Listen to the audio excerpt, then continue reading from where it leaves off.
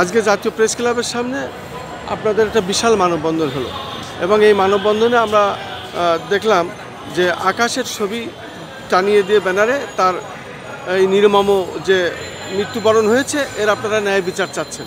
আসলে এই বিষয়টা যদি একটু তুলে ধরতেন, তার মৃত্যুর কারণটা কি এবং আপনারা বিচারটা অন্তর্বর্তী সরকার প্রধানের কাছে অবশ্যই চাচ্ছেন মনে হয়, বলুন। হ্যাঁ, এটা অত্যন্ত বেদনাদায়ক। আকাশ অ্যান্টনি গোমেজ সে আত্মহত্যা করতে বাধ্য হয়েছে। সে তার বাড়ি হলো আমাদের নবাবগঞ্জের বান্দুরা গ্রামে। সেখান থেকে সে এসেছে এবং ঢাকায় সে বসবাস করত। সে বিবিএ করেছে, এমবিএ করছিল এবং পাশাপাশি একটি চাকরি করছিল।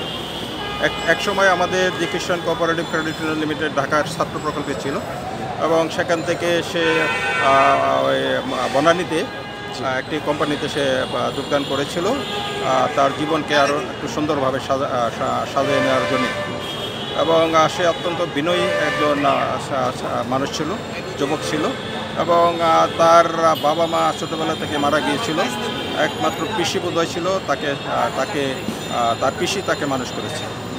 কিন্তু যে ঘটনাটি ঘটেছে এটা অত্যন্ত বেদনাদায়ক এবং যেই কোম্পানিতে সে জয়েন করেছিল বনানীতে, সেই কোম্পানি তার বিরুদ্ধে একটি অপবাদ এনেছে অর্থ তছরূপে।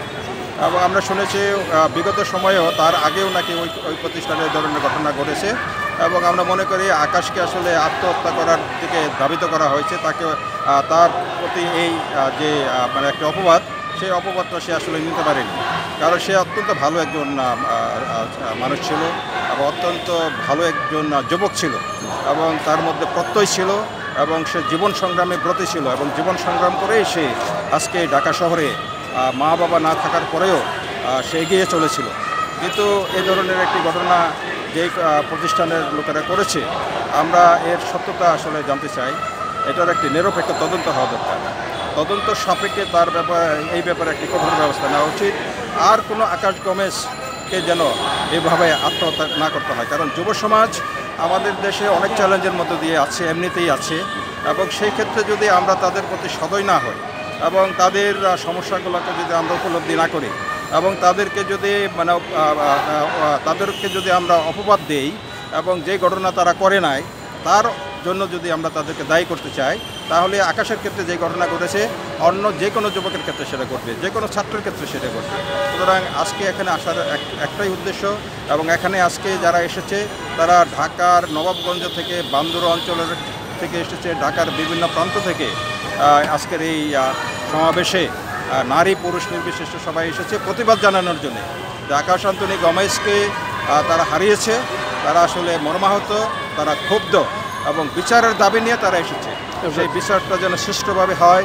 আমরা আশা করব যে আমাদের যে অন্তর্বর্তীকালীন সরকারের যে দায়িত্বে রয়েছেন, বিশেষভাবে পুলিশ প্রশাসন থেকে শুরু করে এবং যারা এই দায়িত্বে রয়েছে তারা বিষয়টিকে অত্যন্ত গুরুত্ব সহকারে বিবেচনা করবে এবং আকাশ হলো আমাদের এই যুব সমাজের একজন প্রতিনিধি এবং জাতির ধর্ম বর্ণ নির্বিশেষে আমরা আমাদের যুব সমাজকে আসলে গুরুত্ব সহকারে বিবেচনা করতে চাই, ছাত্র সমাজকে গুরুত্ব সহকারে বিবেচনা করতে চাই, কারণ তাদের মনে যেন এমন কোনো আঘাত, তাদেরকে যেন এমনভাবে আমরা মূল্যায়ন না করি যে এইভাবে তাদেরকে আত্মহত্যা করতে হয়। এই ঘটনা অত্যন্ত নিন্দনীয়।